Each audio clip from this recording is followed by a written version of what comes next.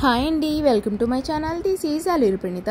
And మొత్తానికైతే morning ఎర్లీగా లేచేసి గుమ్మానికి పసుపు కుంకుమ రాసుకొని బొట్లన్నీ పెట్టుకొని తోరణం కట్టుకొని పూలమాల కట్టేసి అండ్ నేనైతే మెయిన్ వంటల్లోకి వెళ్ళిపోయాను. వంటల్లోకి వెళ్ళే ముందుగానే ఫస్ట్ వెళ్ళి వినాయకుడిని తెచ్చుకున్నాను. మట్టితో చేసిన వినాయకుడు ఎంత అందంగా ఉన్నాడంటే చాలా బాగున్నాడు నా బుజ్జి గణపయ్య అయితే. సో చాలా హ్యాపీగా అనిపిస్తుంది. అలానే కావాల్సిన పండ్లన్నీ తెచ్చుకున్నాము. మెయిన్గా కావాల్సిన దంతము, చెరకు గడలు, ఇంకా మనకి ఏమైతే ఫ్రూట్స్ పెట్టాలో అవి, మెయిన్గా గరిక కంపల్సరీ. అండ్ పిండి వంటలు మనకు ఎన్ని వీలైతే అన్ని అనమాట. పూర్ణాలు, లడ్లు ఇవైతే బాగా ఇష్టం కదా గణపయ్యకి. సో కుడుములు అయితే 100% అనమాట. సో ఇవన్నీ చేసి కొత్త దీపారాజనలు, అలానే నా దగ్గర ఉన్న ఏనుగు బొమ్మలు, టెంకాయి, పూలు, పండ్లు ఇవన్నీ కూడా నేను రెడీగా పెట్టుకొని, మనం పత్రాలు ఎంత సమర్పిస్తే అంత మంచిది. ఆ పత్రాలలో మెయిన్గా ఉండవలసింది దోసకాయ. సో దోస పండు అనే చెప్పచ్చు. సో దాని కనుక మనము వినాయకుడిని సమర్పించి అందరూ కనుక తింటే చాలా అంటే చాలా మంచిదంట. సో నేనైతే వీడియో అయితే రికార్డ్కి అయితే పెట్టాను, కానీ అన్ఎక్స్పెక్టెడ్గా నాకు కంపెనీ కాల్ వల్ల డిస్కనెక్ట్ అయిపోయిందనమాట వీడియో. అండ్ నేను చూసుకోలేదు. అందువల్ల వీడియో అంతా అయిపోయిన తర్వాత అయితే నేను పోస్ట్ చేస్తున్నాను వీడియోని. అండ్ మనం చేసుకునే డెకరేషన్ ఏదైనా సరే మనం సాటిస్ఫాక్షన్గా ఉండాలి అంతే. అండ్ ఖచ్చితంగా మామిడి తోరణం కడితే అంటే ఒక గుమ్మంలోకి ఆహ్వానిస్తున్నట్లుగా ఉంటుందన్నమాట.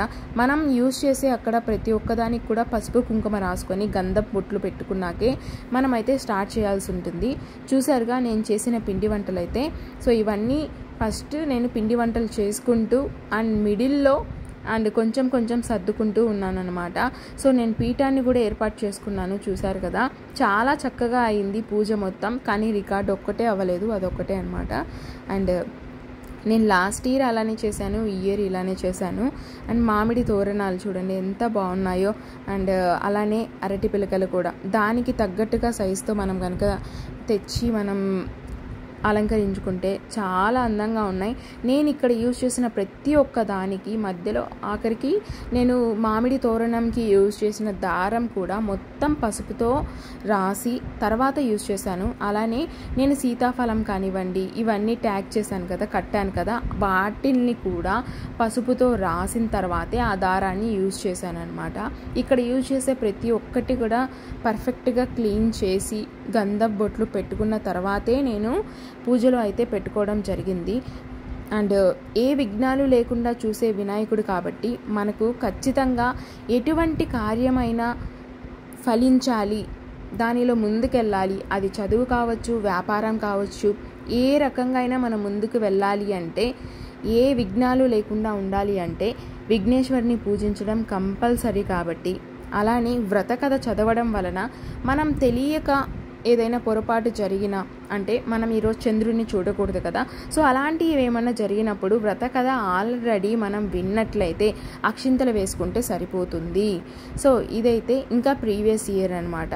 సేమ్ అంటే చూశారు కదా, ఆల్మోస్ట్ డెకరేషన్ అయితే నేను ఒకేలాగా ప్లాన్ చేసుకున్నాను. కాకపోతే నేను ముందుగానే ప్లాస్టిక్ పైప్తో అయితే నేను జస్ట్ ర్యాక్స్ లాగా రెడీ చేసి పెట్టుకున్నాను. సో అది ఎవరైనా కావాలి అంటే నేను సెపరేట్గా చూపిస్తాను ఎలా చేశాను అని చెప్పేసి. సో ఈ ఇయర్ అయితే ఇదనమాట. అండ్ ఈ ప్లాస్టిక్ పూలు అండ్ పైన వేసానమాట గ్రీన్ కలర్ లేయర్స్ లాగా వేసేసాను. ఇవి రెండు మాత్రమే ప్లాస్టిక్ యూజ్ చేశాను. అదర్వైజ్ మొత్తం కూడా నేను మంచిగా ఆకులతో పత్రాలతో పూజ చేసుకున్నాను అనమాట. చక్కగా ధూపం వేశాను. అండ్ అలానే నేను ఏ పూజ చేసినా సరే కర్పూర హారతి మాత్రం కనీసం ఒక 5 నిమిషాలైనా కంటిన్యూ ఇస్తాను అనమాట. అండ్ అలా ఇవ్వడం వల్ల చాలా సాటిస్ఫాక్షన్ ఉంటుంది మనకు పూజ చేసినప్పుడు. మనకు తెలిసిన వినాయకుడి స్తోత్రాలన్నీ చదువుకుంటూ చేసుకుంటే చాలా మంచిది. అండ్ నాకు చెప్పిందంతా కూడా ఏ స్తోత్రాలైనా సరే వినాయకుడికి సంబంధించి మనకు యూట్యూబ్లో ఉంటున్నాయి, గూగుల్లో ఉంటున్నాయి, బుక్స్లో ఉంటున్నాయి. అవన్నీ చదువుకుంటూ కనుక మనం నామాలన్నీ చదువుకుంటూ ఉంటే అండ్ చాలా మంచిది. సో ఉన్నంత వరకు, టైం ఉన్నంత వరకు అయితే నేను అలానే చేశాను.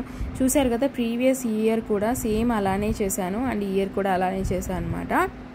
అంటే ఆ పైపులు అనేటివి నేను ముందుగా అరేంజ్ చేసుకోవడం వల్ల ఒక పందిర్లాగా అయిపోయింది. దీనిని మనం డిస్కార్డ్ చేసేసి ప్రతిసారి ఎప్పుడు కావాలన్నా మనము యూజ్ చేసుకోవచ్చు. ఈవెన్ సత్యనారాయణ వ్రతం కావచ్చు, వరలక్ష్మి వ్రతం కావచ్చు, ఎప్పుడైనా సరే వీటిని యూజ్ చేసుకోవచ్చు. అండ్ అది ఇంట్లోనే మనమే తయారు చేసుకునే విధంగానే ఉంటుంది. సో అవన్నీ నేను మీకు కావాలి అంటే ఖచ్చితంగా పోస్ట్ చేస్తాను. అండ్ ప్రీవియస్ ఇయర్ కూడా కుడుములు కంపల్సరీ చేసామన్నమాట. సో మనకు ఎంత వీలుంటే అంతవరకు అనమాట. సో లాస్ట్ ఇయర్ తక్కువ చేసాం కాబట్టి ఆ నెక్స్ట్ ఇయర్ అయితే కొంచెం హెవీగా పెట్టడానికి ట్రై చేశాను. అండ్ చాలా టైం పడుతుందండి ఇవన్నీ చేయడానికి. కనుక మనం ముందు రోజే క్లీనింగ్ అన్నీ పెట్టుకొని అండ్ పీఠం రెడీ చేసుకొని పందిరి వేసుకొని పందిరికి డెకరేషన్ అంతా చేసుకొని పెట్టుకుంటే మనకు చాలా వరకు ప్రశాంతంగా పూజ చేసుకోవడానికి ఉంటుంది. నాకు ఇక్కడ ప్రాబ్లం ఏమైంది అంటే నేను ప్రతిసారి కూడా పూజ అండ్ డెకరేషన్ సింగిల్గా చేస్తాను. అండ్ ఇలా చేయడం వల్ల కొంచెం టైం అయితే సరిపోలేదు. సో మీరు మాత్రం ఖచ్చితంగా ముందు రోజే ఇవన్నీ రెడీ చేసుకొని ఓన్లీ ప్రసాదాలు చేసుకొని బొమ్మని తెచ్చుకొని పెట్టుకునే విధంగా అరేంజ్ చేసుకోండి. మీకు అప్పుడు చాలా అంటే చాలా ప్రశాంతంగా పూజ అవుతుంది. సో ఇదనమాట నా పూజా విధానం అయితే. అండ్ మీరు కూడా మీ కుటుంబ సభ్యులతో కలిసి మంచిగా పూజ చేసుకొని ఆ విఘ్నేశ్వరుని ఆశీర్వాదాలు పొందాలి అని చెప్పి మనస్ఫూర్తిగా కోరుకుంటున్నాను. చక్కగా పూజ అంతా అయిపోయిన తర్వాత అసలు నిజంగా ఎంత అందంగా అనిపించిందంటే చాలా అందంగా చాలా హ్యాపీగా అనిపించింది. అండ్ అంత డెకరేట్ చేసుకొని అంత కష్టపడిన తర్వాత ఫైనల్గా అయితే సక్సెస్ఫుల్గా పూజ అయిపోయింది కాబట్టి చాలా హ్యాపీగా అనిపించింది. అండ్ ప్రశాంతంగా ప్రసాదం స్వీకరించి నిజంగా నేలపైనే అక్కడ వినాయకుడి దగ్గరే నేనైతే కాసేపు అలా పడుకునేసాను అనమాట. అంటే నిద్రపోలేదు, జస్ట్ అలా. అండ్ చాలా పీస్ఫుల్గా టెంపుల్లో ఎలా ఉందో అలా ఉన్నిందనమాట. చాలా హ్యాపీగా అనిపించింది ఎక్స్పీరియన్స్ అయితే. సో మీరు కూడా ఇలానే సంతోషంగా మీ వినాయక చవితి జరుపుకోవాలి, ఏ విఘ్నాలు లేకుండా అని చెప్పి మనస్ఫూర్తిగా కోరుకుంటున్నాను. సో వీడియో కనుక నచ్చితే please like and subscribe and ఒక చిన్న లైక్ అయితే ఇవ్వండి, చిన్న సపోర్టివ్గా అంతే. And thank you so much for watching.